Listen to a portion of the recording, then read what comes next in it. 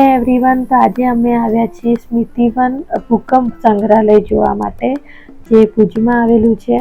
આ એનું parking area છે અને અહીંયાથી હવે અમે ભૂકંપ જે સંગ્રહાલય છે એ જોવા માટે જઈશું. અહીંયા એ બતાવવામાં આવે છે કે ભૂકંપ જે 2001માં થયું હતું એ કેવી રીતે થયું, તેનું શું પરિણામ આવ્યું હતું, ભૂકંપ કઈ રીતના થતા હોય છે વગેરેની ઘણી બધી જાણકારી તમે અહીંયા જાણી શકો છો. અને જે 2001માં ભૂકંપ આવ્યું હતું એની પણ અહીંયા ઘણી બધી વસ્તુ તમને જોવા મળશે. તો અત્યારે અમે લિફ્ટમાં આવી ગયા છીએ ફર્સ્ટ ફ્લોર પર જવા માટે. તો આ ફર્સ્ટ ફ્લોર છે. અહીંયા ટોટલ 5 થી 6 છે વિભાગ જે તમને જોવા મળે છે અલગ અલગ રીતના. 5 ફ્લોર સુધી તમારે જવાનું હોય છે. ફર્સ્ટ ફ્લોરમાં અલગ હોય છે, સેકન્ડ ફ્લોરમાં અલગ જોવાનું હોય છે.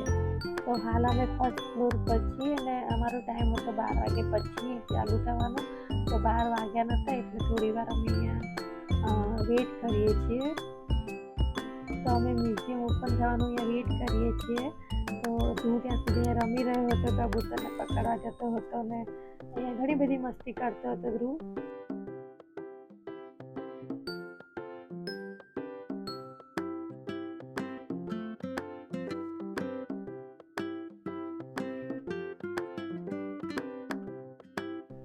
અને પછી અમે ગયા ટિકિટ લેવા માટે.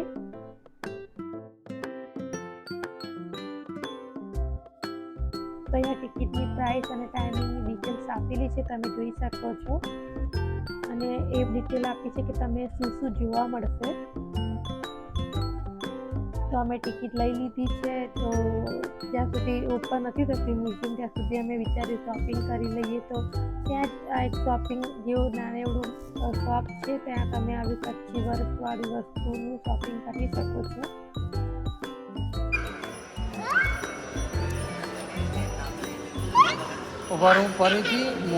तो फाइनली म्यूजियम ओपन થઈ ગયું છે. स्मृतिवन अर्थक्वेक म्यूजियम में आपका स्वागत है. 26 जन रिजर्वेशन देखेंगे. हमारी नीचे की जमीन गतिमान है, वो हर वक्त कंपन करती रहती है.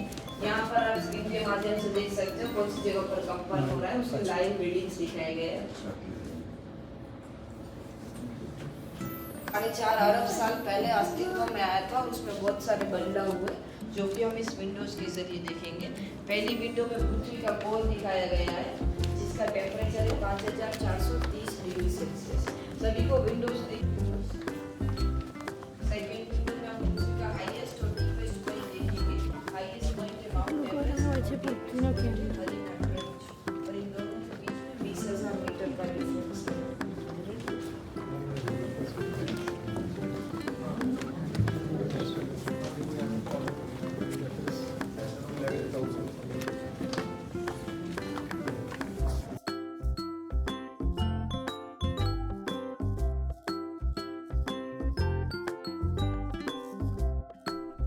આ વિન્ડો બતાવે છે કે પૃથ્વીના ગર્ભ સુધી પહોંચવું અશક્ય છે. મશીનરીનો ઉપયોગ કરી પહોંચવાની ટ્રાય કરવામાં આવી હતી તો મશીન અડધીથી જ બંધ થઈ ગયું હતું.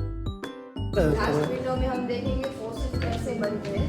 जब कोई कुदरती आपदाएं आती है तब फॉसिल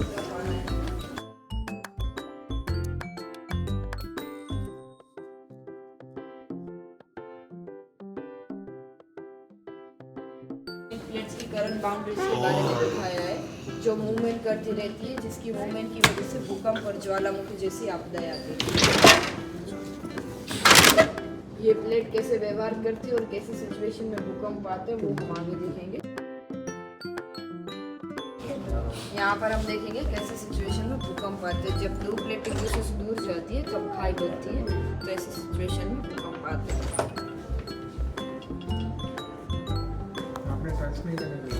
जब दो प्लेट एक दूसरे के सामने टकराती है तब पहाड़ बनते हैं. हिमालय पर्वत का निर्माण इस भूकंप के कारण हुआ था.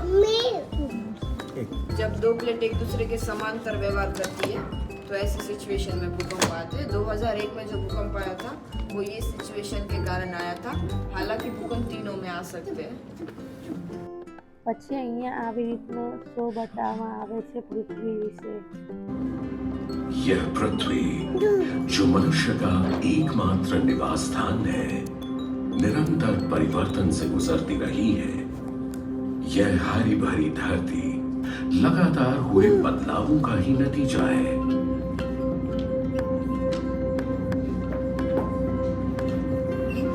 4.5 अरब साल पहले ये धरती पिघली चट्टानों और सल्फर के उबलते समुद्र की तरह थी, जहां जीवन की कल्पना करना भी असंभव था। समय के साथ यहां का तापमान गिरता गया, जिससे पृथ्वी की कई संकेंद्रित परतें क्रस्ट, मैंटल और कोर बनने लगी। मैंटल पाएंगे, कंपन होगा और नए बदलाव आते रहेंगे।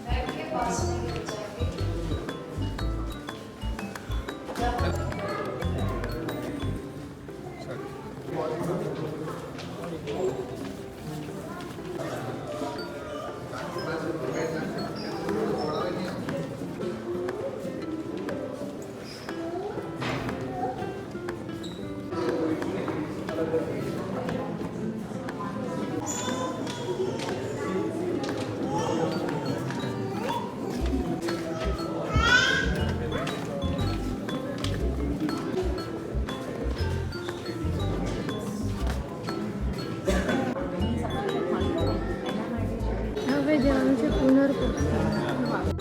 અહીંયા ચક્રવાત કઈ રીતનું થાય છે, કઈ રીતનું આવે છે એ બતાવે છે.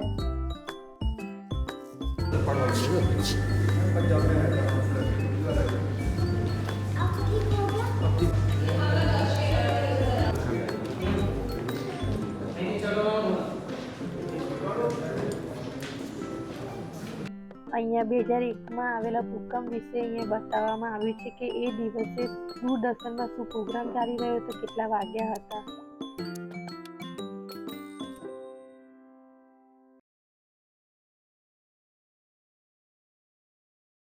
26મી જાન્યુઆરી 2001માં આવેલા ભૂકંપના અનુભવો અહીંયા લખવામાં આવ્યા છે.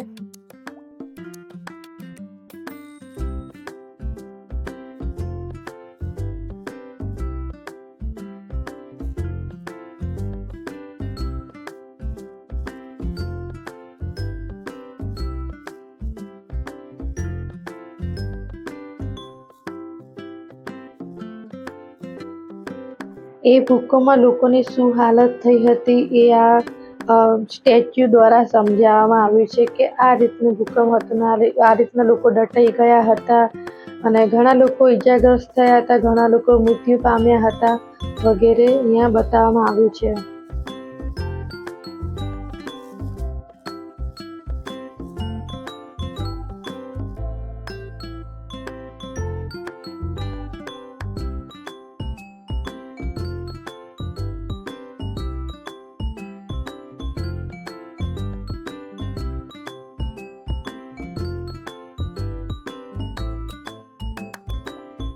અને આ ન્યૂઝપેપર ભૂકંપ વખતેનું છે જે અહીંયા મૂકવામાં આવ્યું છે.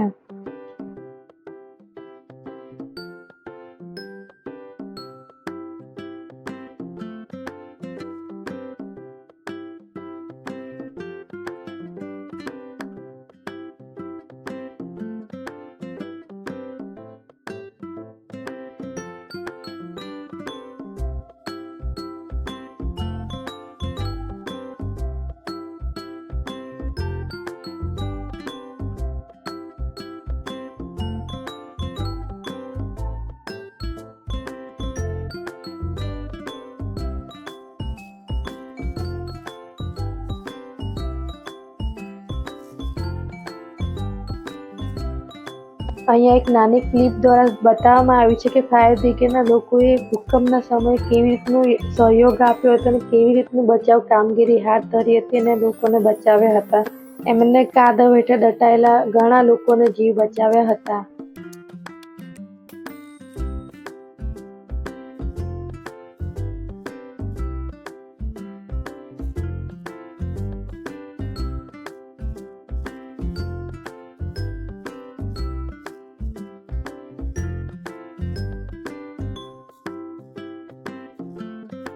ભૂકંપ વખતે ઘણી બધું ફેરફાર થઈ ગયો હતો, જે પાકિસ્તાનમાં પણ એક ફેરફાર થયો હતો. ભૂકંપના કારણે ત્યાં એમને એક નદી મળી હતી જેનું નામ પાડ્યું છે અલ્લાહ બંધ. એ કેવી રીતનું થયું એ આગળ એક વિડીયો દ્વારા સમજાવવામાં આવે છે. તો જોઈએ ચલો આગળ એક વિડીયો.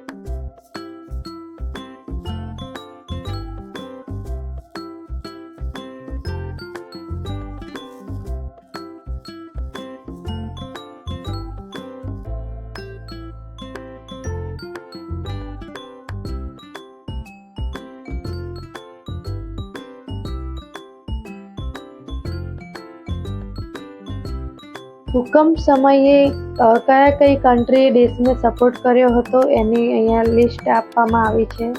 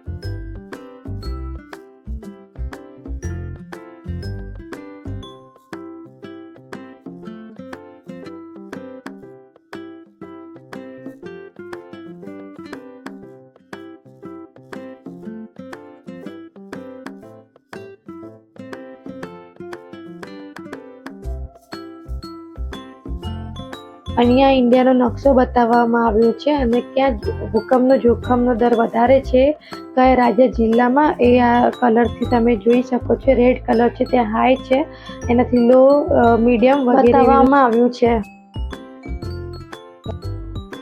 હવે અમે આવ્યા છીએ પુનર્જન્મમાં. અહીંયા તમને ભૂકંપનો ફીલ કરાવવામાં આવે છે. અહીંયા તમને જે સામે સ્ક્રીન છે ત્યાં તમને બતાવશે કે કઈ રીતનું ભૂકંપ આવે તો કેવું થાય છે, અને તમે એવું ફીલ કરી શકો છો.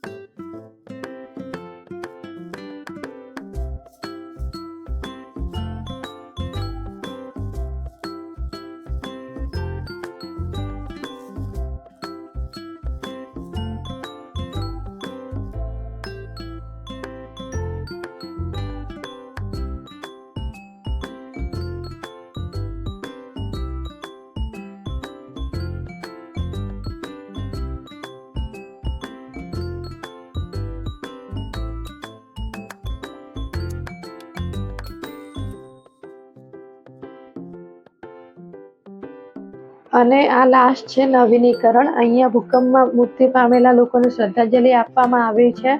પ્લસ તમે આ પણ દુઃખતી નથી વિશે તમને જાણકારી આપો.